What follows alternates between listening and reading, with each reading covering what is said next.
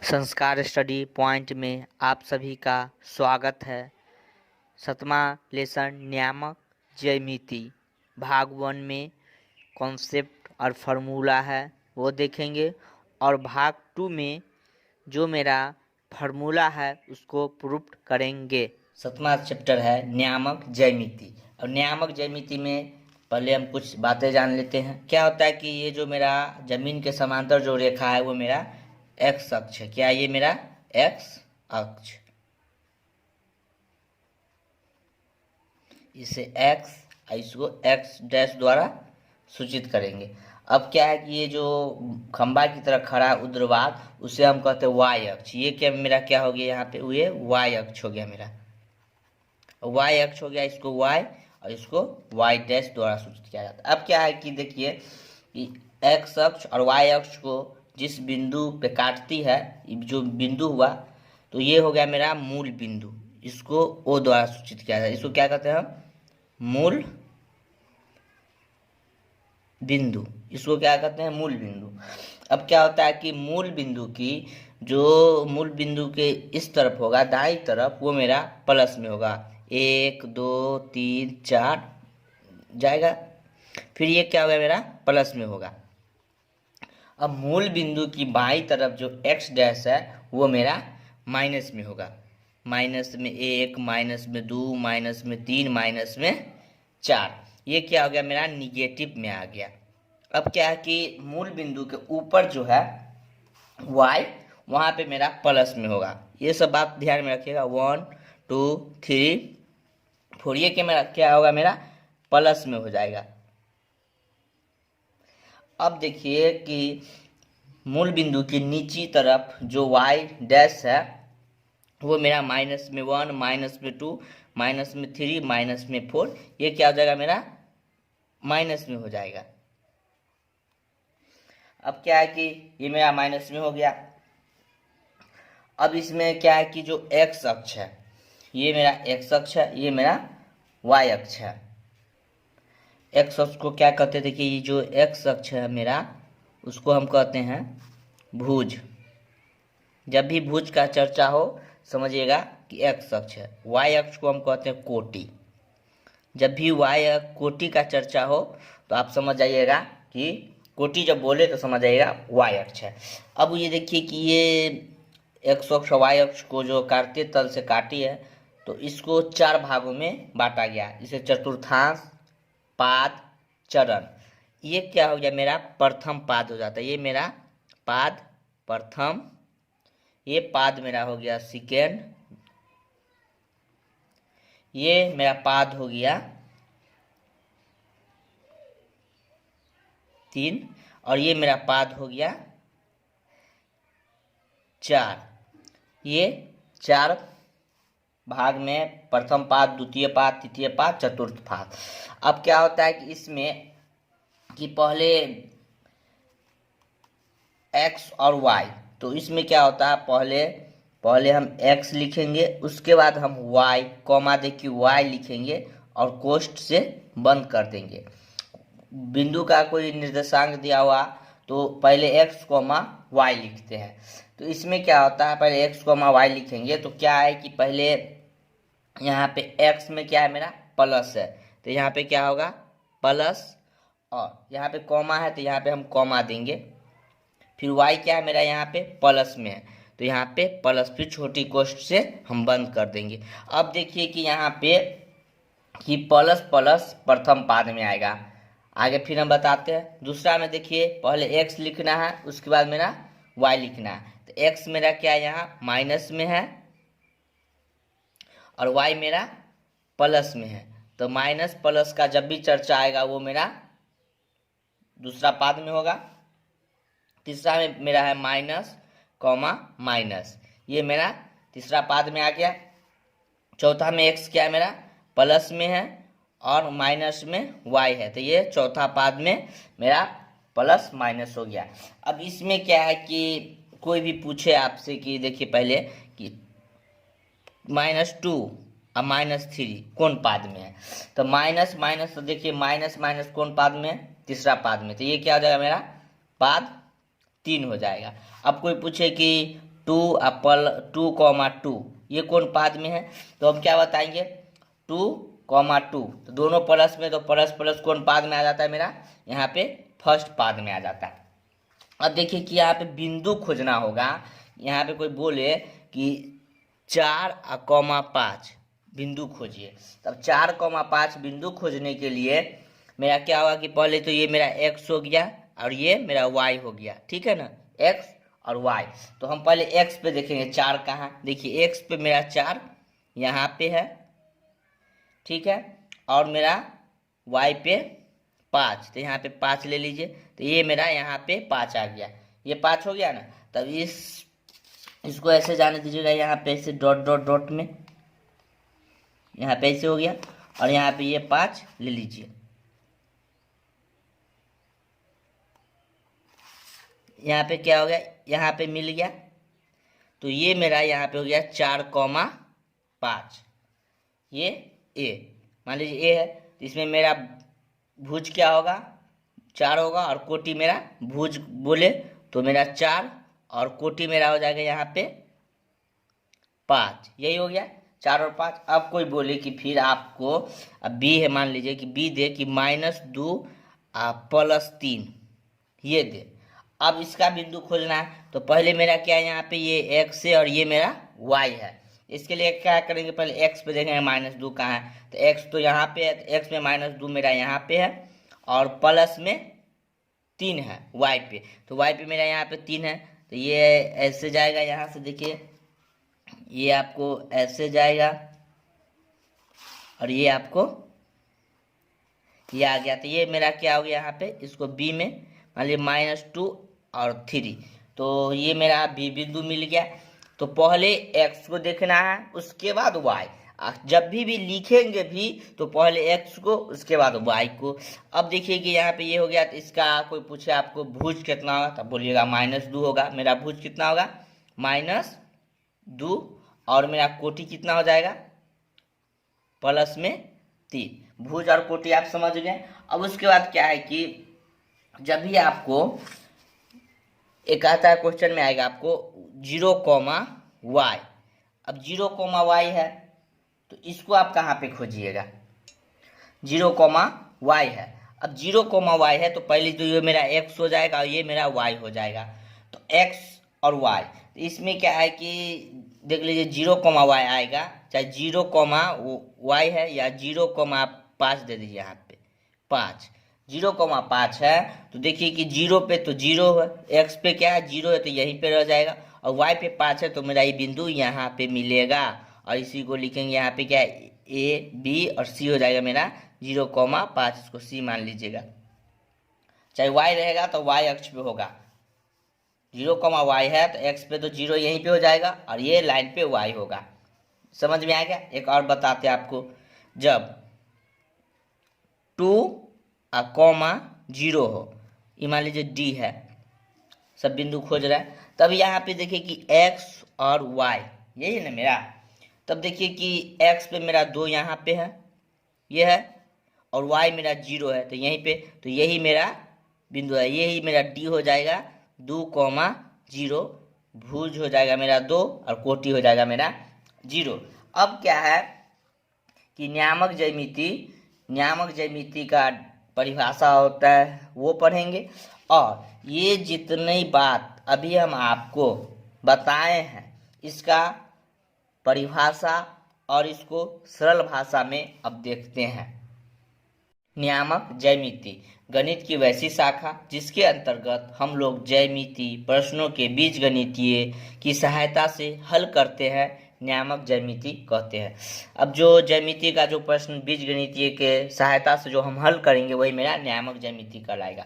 अब एक और परिभाषा है कि गणित की वैसी शाखा जिसमें समतल के किसी बिंदु को उनके नाम से नहीं, बिल्कुल उनकी स्थिति दो वास्तविक संख्याओं के क्रमिक युग्म से दर्शाई जाता है, नियामक ज्यामिति कहलाता है। अब उसके उनकी बिल्कुल उनके नाम से नहीं, उनकी स्थिति से जो वास्तविक संख्या का क्रमिक योग होगा वही मेरा नियामक ज्यामिति होगा। अब नियामक ज्यामिति को निर्देशांक ज्यामिति या कार्तीय ज्यामिति भी कहते हैं।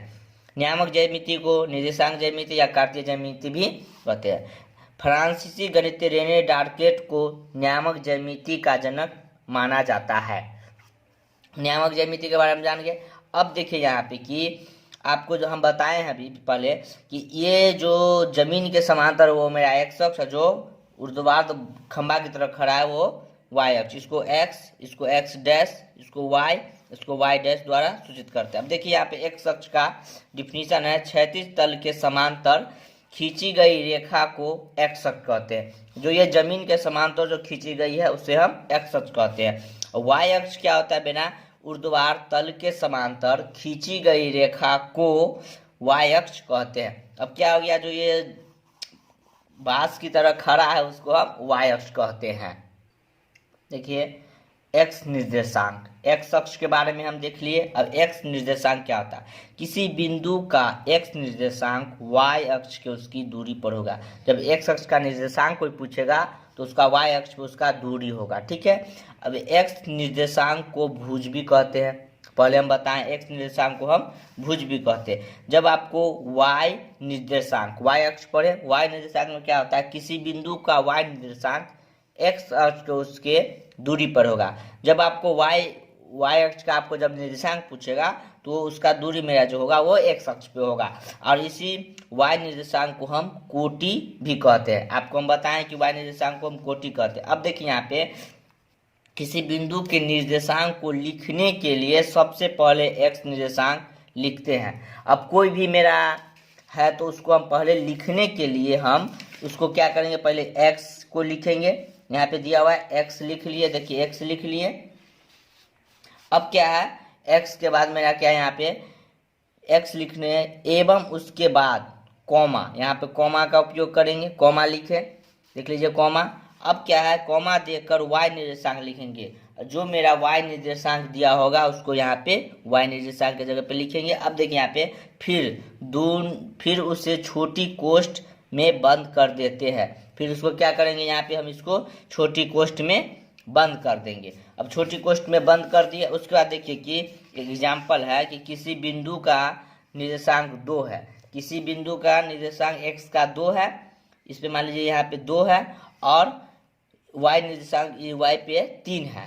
तो इसके लिए क्या करेंगे हम कि यहाँ पे लिखेंगे, तो उस बिंदु का निर्देशांक हम पढ़े ना पहले एक्स अक्ष तो 2, फिर एक्स अक्ष के बाद हम कॉमा का उपयोग करेंगे, कॉमा लिखे, फिर कॉमा का बाद वाई अक्ष को लिखेंगे। तो वाई अक्ष मेरा यहाँ पे 3 दिया हुआ। अब क्या है कि दोनों लिखने के बाद इसको हम छोटी कोष्ठ में बंद कर देंगे।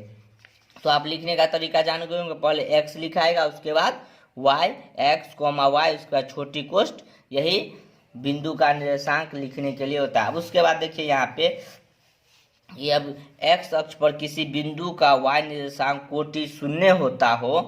देखिए क्या बोल रहा है यहाँ पे कि एक्स निर्देशांक एक्स अक्ष पे किसी बिंदु का वाई निर्देशांक कोटि होता है, मतलब एक्स अक्ष पे वाई, तो एक्स अक्ष पे वाई का निर्देशांक 0 हो तो वाई पे 0 होगा। एक्स अक्ष पे किसी बिंदु का निर्देशांक एक्स कॉमा 0 हो जाता है, यही ना कि एक्स अक्ष पर वाई का निर्देशांक 0 हो तो यहाँ पे क्या होगा कि ये मेरा मूल बिंदु होगा, ये मेरा वाई हो गया, ये मेरा एक्स हो गया। तो मेरा एक्स पे क्या है कि एक्स पे तो ये एक्स लाइन है तो एक्स पे हो गया, और मेरा वाई बराबर क्या 0 है तो ये यही इसी पॉइंट पे हो जाएगा। तो ये एक्स कॉमा मेरा 0 हो गया। अब एक्स के बाद हो गया यहाँ पे देखिए वाई अक्ष पर किसी बिंदु का एक्स निर्देशांक भुज 0 होता हो अथवा वाई अक्ष पर किसी का निर्देशांक 0, वाई होता हो। अब क्या है कि 0, वाई, अब ये क्या है मेरा एक्स अक्ष है, x dash y, y dash. अब इस पे क्या बोल रहा है कि 0, वाई, एक्स अक्ष पे उसका निर्देशांक 0, वाई, तो यहाँ क्या हो जाएगा कि एक्स पे तो मेरा 0 यहीं पे हो जाएगा, वाई तो ये मेरा वाई है प्लस में है तो ये मेरा वाई यहाँ पे हो जाएगा, प्लस में या माइनस में वाई पे ही होगा इस बिंदु को। अब क्या कि ये अब मूल बिंदु यहाँ पे देख लीजिए, मूल बिंदु आपको बताए हैं उस समय। अब देखिए मूल बिंदु में क्या है, एक्स अक्ष और वाई अक्ष एक दूसरे को जिस बिंदु पर काटती है उस बिंदु को मूल बिंदु कहते हैं। मूल बिंदु का निर्देशांक 0,0 होता है। अब यहाँ पे क्या डिफिनीशन, एक्स अक्ष और वाई अक्ष को जिस बिंदु पर काटती है, तो ये मेरा एक्स अक्ष हो गया, ये मेरा वाई अक्ष हो गया, तो यहाँ पे काटती है, इसी को हम मूल बिंदु कहते हैं। अब मूल बिंदु का निर्देशांक होता है मेरा 0,0। मूल बिंदु के बाद हम चतुर्थांश, पाद या चरण, इसके बारे में हम बताए हैं, तो फिर देख लीजिए इसका डिफिनीशन और इसको सरल भाषा में बता रहे हैं। एक्स अक्ष और वाई अक्ष मिलकर किसी समतल के चारों खंड को में विभाजित करते हैं, उन प्रत्येक खंडों को चतुर्थांश कहते हैं। ये जो एक्स अक्ष और वाई अक्ष में जो समतल के चारों खंड में हम जो विभाजित किए हैं, उसी को हम चतुर्थांश कहते हैं।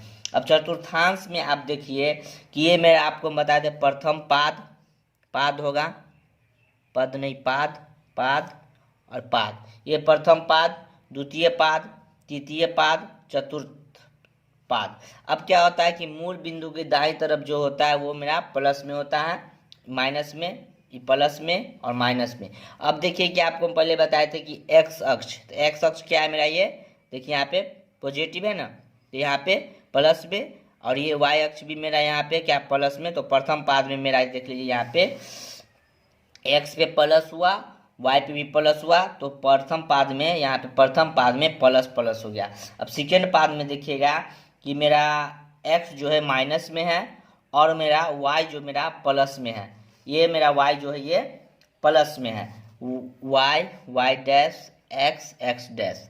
अब क्या है कि देखिए कि सेकेंड पाद में मेरा माइनस प्लस मेरा हो गया द्वितीय पाद में। अब तृतीय पाद में देखिए कि x पहले x लिखते तो ये मेरा माइनस में हो गया, और ये भी मेरा y भी माइनस में, तो माइनस माइनस हो गया मेरा ये तृतीय पाद। अब देखिए चतुर्थांश में है, चतुर्पाद में, चौथा पाद में है कि पहले यहाँ पे x मेरा प्लस में है, यहाँ पे देखिए x प्लस में है, और y मेरा यहाँ पे माइनस है, प्लस माइनस ये होगा चतुर्थ पाद। ठीक है। अब इसके बाद क्या है, नियामक अक्ष, एक्स अक्ष और वाई अक्ष के सम्मिलित रूप को नियामक अक्ष कहते हैं। ये जो एक्स अक्ष और वाई अक्ष को सम्मिलित रूप होता है, इसी को हम नियामक अक्ष कहते हैं। कार्तीय तल, दोनों अक्षों और चारों चतुर्थांश के सम्मिलित रूप को कार्तीय तल कहते हैं। कार्तीय तल के बारे में बता दी। अब क्या है जो आपको ये हम इतना जो समझाएं, इतना जो आपको हम बताए थे, उसके बारे में हम पूरा बारीकी से पढ़ लिए। अब क्या होता है कि कुछ लेसन बनाने के लिए मेरा 7.1 जो है, उसमें सवाल बनाने के लिए पहले समबाहु त्रिभुज, समद्विबाहु त्रिभुज, उसके बाद मेरा विषमबाहु त्रिभुज, वर्ग, समचतुर्भुज, आयत, समांतर चतुर्भुज, पाइथागोरस प्रमेय, इस सब का भी जानकारी होना चाहिए। तब आपको 7.1 जो मेरा प्रश्नावली 7.1 है उसमें बनाइएगा, तो आपको समझने में कोई परेशानी नहीं होगी। तो ये सबके बारे में हम बारीकी से पढ़ते हैं, उसके बाद में फार्मूला पढ़ेंगे। अब इसमें क्या है कि देखिए, किसी समबाहु त्रिभुज के प्रत्येक भुजा आपस में बराबर होती है। समबाहु त्रिभुज में क्या होगा कि ये जो मेरा समबाहु त्रिभुज है, त्रिभुज में ये तीनों भुजा जब आपस में मेरा बराबर रहेगा, ए बी, बी सी और ए सी, तो ये मेरा समबाहु त्रिभुज कहलाएगा। यहाँ पे देख लीजिए ए बी बराबर बी सी बराबर ए सी, त्रिभुज ए बी सी एक समबाहु त्रिभुज है। इसको बारे में आप जान लीजिए कि जब तीनों भुजा, त्रिभुज के तीनों भुजा आपस में बराबर होगा, वह मेरा समबाहु त्रिभुज होगा। अब देखिए कि समद्विबाहु त्रिभुज, अब समद्विबाहु त्रिभुज का क्या डिफिनीशन है, देखिए किसी समद्विबाहु त्रिभुज की दो भुजाएं आपस में बराबर होती है एवं समान भुजा का समूह कोण बराबर होता है। अब देखिए कि ए बी सी या ए सी बी, ये समूह कोण बराबर होना चाहिए। तो इसमें देखिए कि आपस में दो भुजा ए बी और बी सी, ए बी और ए सी आपस में बराबर है और बी सी, तो जब त्रिभुज का दो भुजा आपस में बराबर होगा तो मेरा समद्विबाहु त्रिभुज कहलाता है। अब देखिए त्रिभुज एबीसी एक समद्विबाहु त्रिभुज होता है, हो गया। किसी विषमबाहु त्रिभुज की कोई भी भुजा आपस में बराबर न हो तो उसे विषमबाहु त्रिभुज कहते हैं। अब क्या है कि ये जो त्रिभुज है मेरा, ये त्रिभुज आपस में इसका कोई भुजा बराबर नहीं होना चाहिए। जो ए बी, बी सी या ए सी, ये आपस में बराबर नहीं होगा। देखिए 1 2 3, तो ये आपस में आप ए बी, बी सी और ए सी ये बराबर में नहीं है। तो ये क्या हो गया मेरा विषमबाहु त्रिभुज हो गया। अब क्या है कि देखिए यहाँ पे ये चतुर्भुज में क्या होता है मेरा, अब यहाँ पे वर्ग है। देखिए वर्ग का यहाँ पे वर्ग है। देखिए यदि किसी चतुर्भुज के चारों भुजा आपस में बराबर हो एवं दोनों विकर्ण भी आपस में बराबर हो तो वह वर्ग होगा। अब देखिए कि चतुर्भुज के आपको 7.1 में चतुर्भुज के चारों प्रकार आएंगे। अब देखिए कि इसमें क्या है कि चारों भुजा a b, b c, c d, a d ये आपस में बराबर होना चाहिए, और विकर्ण जो ए सी और बी डी है ये भी बराबर होना चाहिए। तो आपको ये याद रखिएगा, ए बी, बी सी, सी ए और ए डी एवं ए सी बराबर बी डी, ये चारों मेरा भुजा बराबर होना चाहिए एवं विकर्ण भी मेरा आपस में बराबर होना चाहिए। तो यहाँ पे चतुर्भुज ए बी सी डी एक वर्ग होगा, ये हो गया। अब देखिए कि यहाँ पे क्या है समचतुर्भुज। तो यहाँ पे समचतुर्भुज का डेफिनेशन है, यदि किसी चतुर्भुज की चारों भुजा आपस में बराबर हो किंतु दोनों विकर्ण आपस में बराबर न हो तो उसे हम समचतुर्भुज होगा। अब इसमें क्या बोल रहा है कि चारों भुजा आपस में बराबर होना चाहिए और इसका जो ये विकर्ण है वो बराबर मेरा नहीं होना चाहिए। तो यहाँ पे देखिए ए बी, बी सी और सी डी, ए डी ये क्या है मेरा बराबर में है, और उसके बाद ए सी और बी डी ये मेरा बराबर में नहीं है। तो ये क्या हो जाएगा मेरा समचतुर्भुज। तो यहाँ लिखेंगे चतुर्भुज ए बी सी डी एक समचतुर्भुज है, क्योंकि इसका ये विकर्ण बराबर नहीं है, और जब चारों भुजा आपस में जब बराबर रहेगा और विकर्ण बराबर नहीं है तो उसे हम समचतुर्भुज कहते हैं।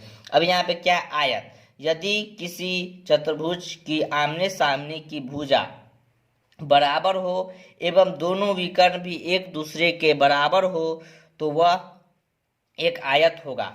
अब क्या कर रहा है इसमें आमने सामने की, ये भुजा और ये भुजा आपस में बराबर होना चाहिए, ये भुजा और ये भुजा आपस में बराबर होना चाहिए, और विकर्ण भी ये विकर्ण और ये विकर्ण आपस में बराबर होगा। तो यहाँ पे देख लीजिए ए बी और डी सी बराबर है, उसके बाद क्या है ए डी और बी सी, तो बी सी और ए डी ये भी आपस में बराबर है, एवं विकर्ण ए सी और बी डी ये भी आपस में जब बराबर होगा तो चतुर्भुज ए बी सी डी एक आयत होगा। जब कि आमने सामने की भुजा और ये भुजा और विकर्ण तीनों आप बराबर होगा तो वो मेरा क्या हो जाएगा मेरा आयत हो जाएगा। अब आयत के बाद देखिए कि यहाँ पे आता है समांतर चतुर्भुज। अब समांतर चतुर्भुज में क्या आता है, यदि किसी चतुर्भुज की आमने सामने की भुजा बराबर हो, मतलब इसमें भी क्या आ रहा है आमने सामने की भुजा बराबर हो किंतु दोनों विकर्ण एक दूसरे के बराबर न होता हो, वह एक समांतर चतुर्भुज होगा। अब इसमें क्या है कि आमने सामने की भुजा ये भुजा बराबर होना चाहिए, ये भुजा भी बराबर होना चाहिए, और ए सी और बी डी ये विकर्ण बराबर नहीं होना चाहिए। तो ए बी और डी सी बराबर है, बी सी और ए डी ये भी बराबर है, ए सी और बी डी ये विकर्ण बराबर नहीं है। तो ये मेरा चतुर्भुज ए बी सी डी एक समांतर चतुर्भुज होगा। अब ये चारों को याद कर लीजिएगा या ध्यान में रखिएगा, सवाल बनाने वक्त दिक्कत नहीं होगा।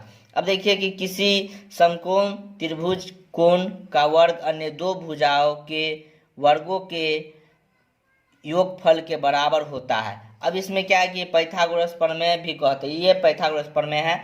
ये क्या होता है कि ये जो एक मेरा कर्ण है ये अन्य दो भुजाओं का आपस में बराबर होगा। यहाँ पे लिखा है किसी त्रिभुज में दो भुजाओं का योग तीसरे भुजा से बड़ा होता है। यदि दो भुजाओं का योगफल तीसरे भुजाओं के बराबर होगा तो उसे हम त्रिभुज के तीनों शीर्ष एक ही सरल रेखा पर होगा। पाइथागोरस प्रमेय है। अब देखिए ए सी स्क्वायर बराबर a b square plus b c square. अब जो स्क्वायर को बराबर को उस तरफ भेजेंगे तो इसको रूट में भेज देगा। अब पाइथागोरस फॉर्मूला जानते हो। अब देखिए कि यहाँ के तीनों शीर्ष संरेख होंगे। अब त्रिभुज के लिए ये जो है ये मोड है, इसको हम क्या कहते हैं, mod. A b plus b c और ए सी, ये क्या है कि ये दोनों के बराबर होना चाहिए, ये दोनों बराबर, जिसको मुंह खुला हुआ रहता है वो बड़ा की तरफ होता है, तो ये दोनों को जब जोड़ेंगे तो इससे बड़ा होना चाहिए, ठीक है ना। फिर इसको भी और इसको भी। अभी क्या है, संरेखी के लिए ए बी और बी प्लस ए सी, मतलब ये दोनों को जोड़ेंगे तो तीसरा के बराबर होना चाहिए, ये है मोड। अब उसके बाद क्या है कि मेरा, अब फार्मूला देख लीजिए यहाँ पे। अब क्या है कि ये दूरी सूत्र जो ये फार्मूला मूल बिंदु से दूरी सूत्र, तो इस सबको क्या है, जो भाग 2 जो मेरा है उसमें हम इस पूरे को प्रूव करेंगे। अब दूरी सूत्र क्या होता है, रूट अंडर x2 x1 का स्क्वायर प्लस y2 y1 का स्क्वायर। इसको आप याद कर लीजिएगा, इससे प्रश्नावली 7.1 में क्वेश्चन बनेगा। दूरी सूत्र आप याद कर ही लीजिएगा। फिर मूल बिंदु से दूरी सूत्र, मूल बिंदु से दूरी सूत्र पूछेगा तो root under x square plus y square. ये दोनों फार्मूला आपको 7.1 में यूज करने के लिए। अब जब संरेख के लिए तीनों शर्त होगा, P Q plus Q R बराबर पी आर, जब P Q plus P R बराबर क्यू आर, मतलब ये दोनों के बराबर ये होना चाहिए। अब देखिए ये विभाजन सूत्र जो है इसको भी हम प्रूफ करेंगे। विभाजन सूत्र में क्या है कि ये आपको प्रश्नावली 7.2 जो है उसमें आपको विभाजन सूत्र का इस्तेमाल करना पड़ेगा। इसको भी आप याद कर ले, x, y। x के लिए क्या होगा, m1 x2 plus m2 x1 बटा में m1 plus m2, m1 y1 plus y m2 y2 m1 plus m2। x के लिए हम ये फार्मूला आएंगे, m1 x2 plus m2 x1 m1 plus m2। जब मेरा x रहे तो मेरा ये फार्मूला लगाएंगे, और जब y रहे तो हम ये फार्मूला लगाएंगे, क्योंकि देख लीजिए इसमें x है, इसमें y। तो x रहेगा विभाजन सूत्र में तो हम इसका उपयोग करेंगे, और y रहेगा तो हम इसका उपयोग करेंगे। अब उसके बाद क्या है, इसको ये आपका आएगा। फिर देखिए यहाँ पे मूल बिंदु के निर्देशांक, जब मूल बिंदु का निर्देशांक आपसे कोई पूछेगा तो x का फार्मूला हो जाएगा x1 प्लस x2 बटा 2, और जब आपको y पूछेगा मूल बिंदु के निर्देशांक y, तो आपको y1 प्लस y2 बटा 2 करना होगा। उसके बाद त्रिभुज के केंद्रों का निर्देशांक, जब आपको त्रिभुज के केंद्रों का निर्देशांक पूछेगा तो x बराबर मेरा ये फार्मूला होगा, और कॉमा है तो कॉमा का y बराबर मेरा ये फार्मूला होगा, x1 प्लस x2 x3 बटा में 3, ये मेरा x के लिए होगा, और y के लिए मेरा होगा y1 plus y2 plus y3 बटा 3, ये मेरा हो जाएगा y के लिए। उसके बाद आपसे पूछेगा फार्मूला है त्रिभुज के अंतर केंद्रों का निर्देशांक। अंतः केंद्रों का निर्देशांक जब पूछेगा तो x के बराबर हो जाएगा ax1 plus bx2 plus cx3 बटा में a plus b plus c, ये मेरा x के लिए हो जाएगा, और y के लिए मेरा ये फार्मूला हो जाएगा ay1 plus by2 plus cy3 बटा में a plus b plus c, ये मेरा y के लिए हो जाएगा। ये आपको ये दोनों फार्मूला आपको 7.3 जब आप बनाइएगा तो उस समय आपको इसका उपयोग करना होगा, तो आप इसको याद कर लीजिएगा। त्रिभुज ABC का क्षेत्रफल आपको 7.1 में आएगा, तो त्रिभुज 1/2 मध्यम कोष्ठ x1 कोष्ठ y2 माइनस y3 कोष्ठ प्लस x2 कोष्ठ y3 माइनस y1 कोष्ठ प्लस x3 कोष्ठ y1 माइनस y2 और मध्यम कोष्ठ। अब इसको याद करने के लिए क्या कीजिएगा, x1, अब यहाँ पे 1 आ गया, y2 माइनस y3 ये आ गया। अब देखिए कि यहाँ पे हो जाएगा जो लास्ट में जो खत्म होता है वही यहाँ पे तो x2, x1 हो गया x2, यहाँ पे y3, अब देखिए 2 3 हो गया तो यहाँ पे 1 आएगा, तो y1 याद करने की तरीका हम बताएं। फिर प्लस होगा, फिर x1 x2 हो गया, x3 होगा, फिर यहाँ क्या खत्म हुआ था y1 से, तो यहाँ y1 3 1 हो गया, तो माइनस y2, ये मेरा याद करने का तरीका। ये फार्मूला आपको 7.1। अब संरेखी के लिए क्या होगा, जो ये त्रिभुज का जो क्षेत्रफल है ना, उस तो जो फार्मूला बराबर तो 0 कर देंगे तो वो मेरा संरेखी के लिए हो गया। अब जितना भी हम फार्मूला अभी आपको ये दूरी सूत्र या मूल बिंदु से या विभाजन सूत्र, तो मेरा नेक्स्ट वीडियो भाग 2 जो है उसमें हम पूरे फार्मूला को प्रूफ कर देंगे, आप देख लीजिएगा।